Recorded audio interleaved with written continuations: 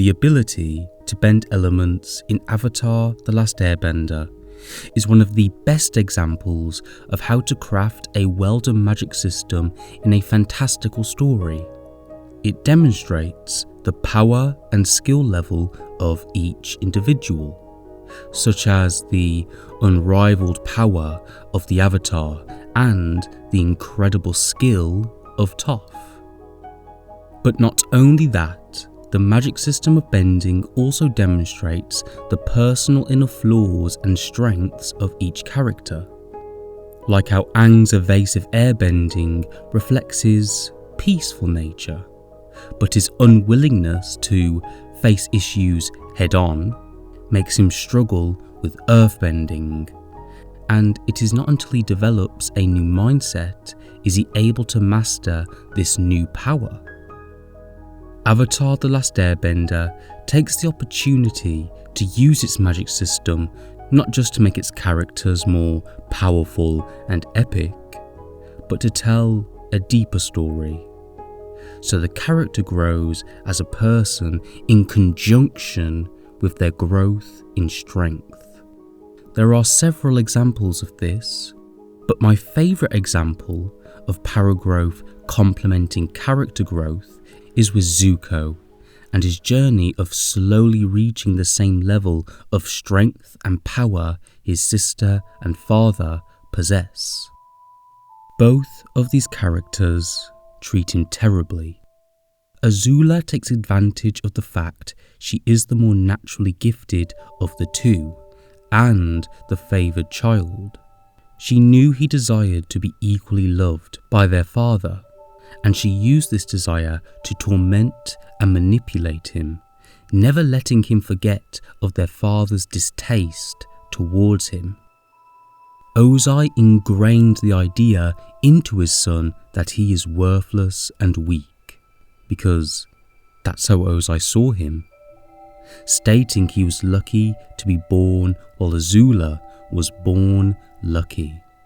He made sure Zuko understood the only way to gain his father's love was to earn it by accomplishing something extraordinary, achieving an impossible task, capturing the Avatar. Throughout the show, we see Zuko's power grow alongside with his character. The skills he develops in firebending often reflecting his development as a person. And lightning redirection is the skill he learns which reflects him overcoming the power Ozai and Azula hold over him. In Season 1, Zuko is closed off from others, consumed by the lie he must earn love. He is too stubborn to listen to his uncle, solely focused on capturing the Avatar to gain his father's favour and regain his honour. And it is in this season we see Zuko's power at its weakest, being nowhere near the level of his sisters. Here, Zuko is unbalanced, lost, angry, and stubborn, and his firebending reflects this. Moving on to Season 2, we see Zuko's mind begin to slowly open as he is exposed to life as someone who isn't of the Fire Nation, but is a simple wanderer or an Earth Kingdom refugee. Living this new life, Zuko begins to open up to Iroh's teachings and even learns techniques not taught by the Fire Nation, but nations he once looked down upon. But these very techniques are what helped him improve his firebending. In fact, it is a technique belonging to the First Nation he terrorized which helps him learn to redirect lightning. Zuko desperately wants to learn lightning redirection. It isn't simply a coincidence that lightning is solely performed by Ozai and Azula in the show. It represents the most powerful bending a firebender can achieve.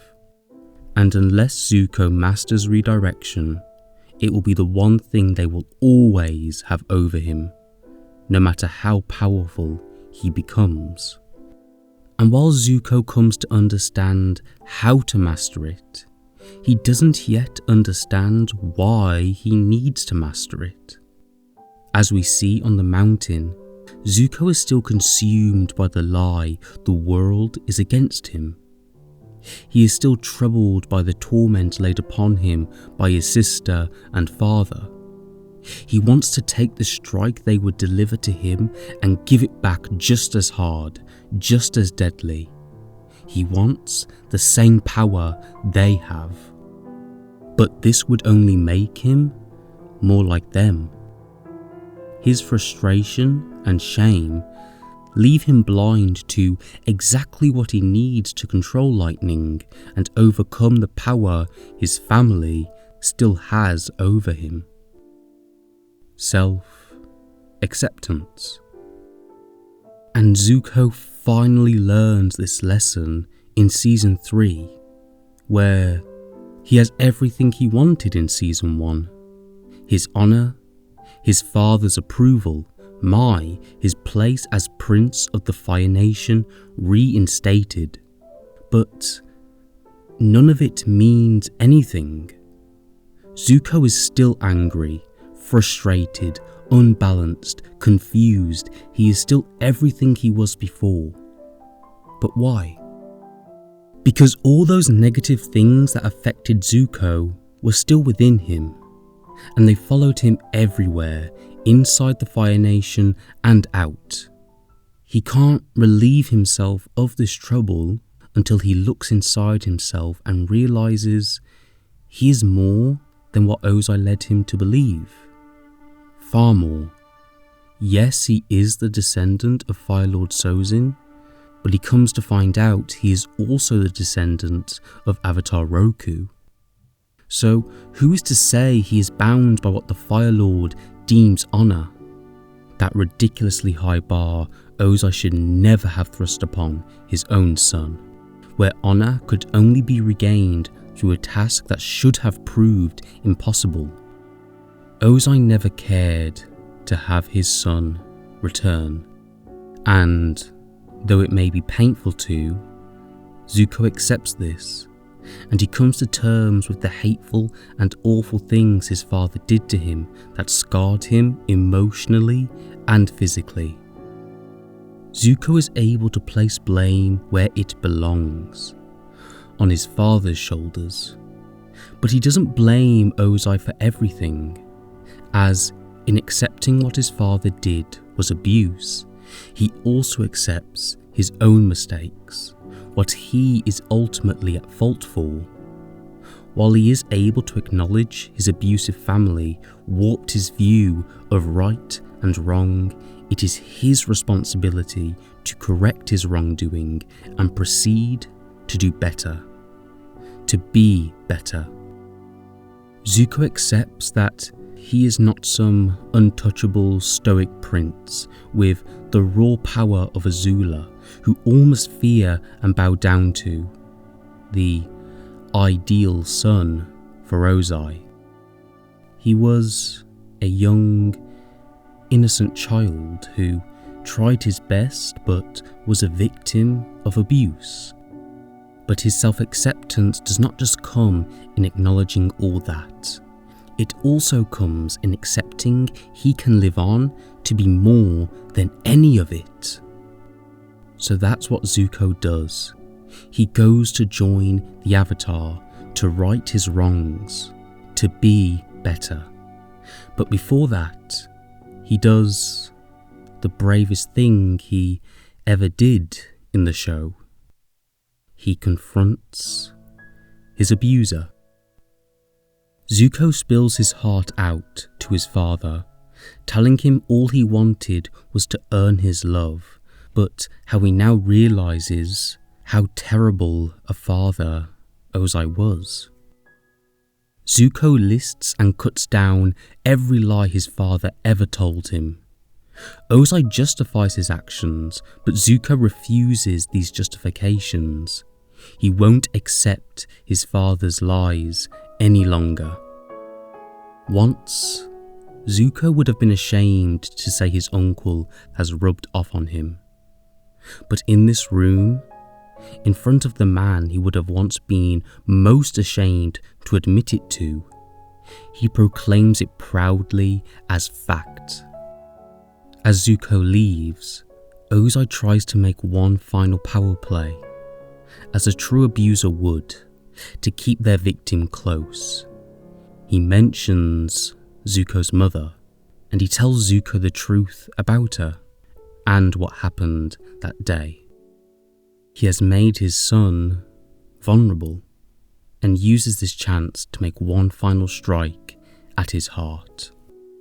This is dangerous for Zuko, but he enacts the water-bending philosophy, allowing the power to pass through him. But he must not let Ozai's lightning pass through his heart. He must not let Ozai's abuse reach his heart. But Zuko is successful in redirecting the lightning back at Ozai. And while he does give it back to his father, like he screamed on the mountain top. Always thrown everything you could at me. Well, I can take it, and now I can give it back. He doesn't kill him. He doesn't deal the same deadly blow Ozai would have, because he's not like his father or sister. The lightning strike doesn't even touch Ozai. It blows him back and creates cover for Zuko to escape. It was only when Zuko was able to process his abuse, he was able to process lightning and redirect it back at the one who dealt the lightning to him, who dealt the abuse to him. He has finally learned how not to let his father's abuse strike him in his heart.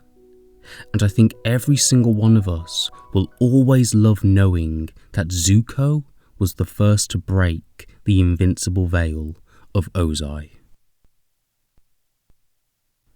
When he moves on and joins the gang, we see him become more powerful than we have ever seen him before, because he is no longer utilising his old anger to firebend, but his newfound calmness, which now means he is in complete control of his firebending, no longer controlled by the anger his father and sister made him feel.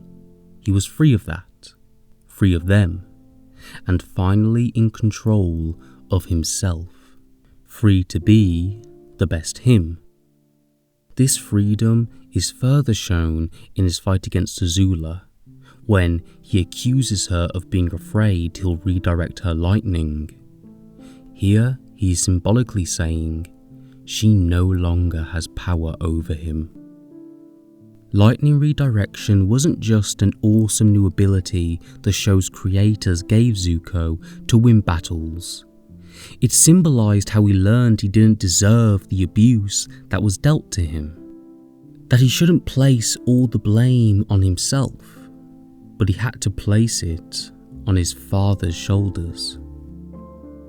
And after doing this, he was able to look at himself in not such a negative light, which allowed him to accept who he is, flaws and all.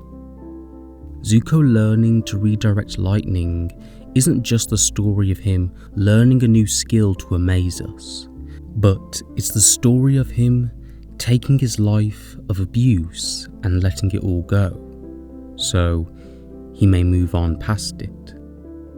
I find it important we never see Zuko lightning bend in the show, because he is not like them, his father and sister.